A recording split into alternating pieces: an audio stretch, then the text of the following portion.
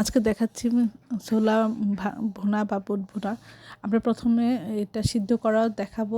প্রথমে বুট ভিজিয়ে রাখবো 2-3 ঘন্টা। তারপর আমরা ধুয়ে আমরা এভাবে প্রেসার কুকারে দেবো। আপনারা চাইলে পাত্র দিতে পারবেন। আমরা যেহেতু আলু পছন্দ করি আপনারা তাই আলু দিয়ে দিলাম, আপনারা না চাইলে না দেবেন। তারপরে এই যে সিদ্ধ হওয়ার পরে এইভাবে ময়লা হয়ে যাবে, আমরা ভালো করে ধুয়ে নিব, ধুয়ে পরিষ্কার করে পানি ঝরিয়ে নিব। তারপরে আপনার পরিমাণ মতো আপনি ভাগ করে নিতে পারেন, নিয়ে আপনি এটা রান্নার জন্য রেডি করে রাখতে পারেন। আমরা এখন একটা পাত্রে পেঁয়াজ দিব, কাঁচামরিচ দিয়ে আমরা এটা একটু ভেজে দিব। তারপরে এর মধ্যে দিয়ে দেবো আদা বাটা, আদা চামচ রসুন বাটা দিয়ে একটু ভেজে আমরা সামান্য একটু পানি দিব, দিয়ে আমরা অন্য অন্য মশলা দিব।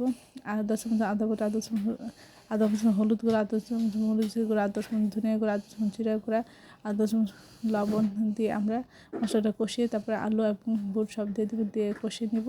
তারপর কষানো হয়ে গেলে আমরা একটু ঝোল দিব, দিয়ে আমরা কিছুক্ষণ জাল করে নেব। যখন সব পানি শুকিয়ে যাবে তারপরে আস্তে আস্তে আমরা ভালো করে নেড়ে চেড়ে আমরা নামিয়ে পরিবেশন করব। এভাবে ছোলা ভুনা অসম্ভব মজা হয়। আশা করি আপনার বাসায় ট্রাই করবেন। রোজার ছোলা ভুনা ছাড়া চলেই না, মুড়ি মাখা খাওয়া যায় না। আশা করি বাসায় আপনি এভাবে এই সুন্দর সহজ রেসিপিটা ট্রাই করবেন। আর সবাই আমার চ্যানেলটি লাইক এবং শেয়ার দেবেন, সাবস্ক্রাইব করবেন এবং প্রিয়জনকে বেশি বেশি করে শেয়ার দেবেন। তাহলে এই ধরনের সুন্দর সুন্দর ভিডিওগুলো আপনারা দ্রুত পেয়ে যাবেন।